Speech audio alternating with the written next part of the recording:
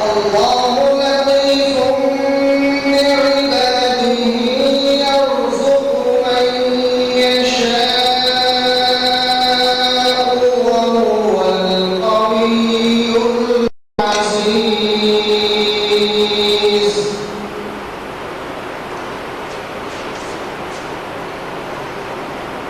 من كان يريد حرث الآخرة نزد له في حرثه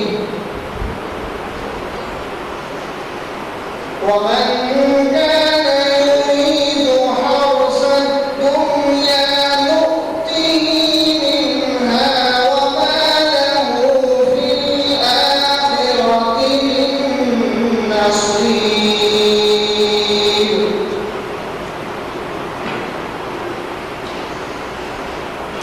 أم لهم شركاء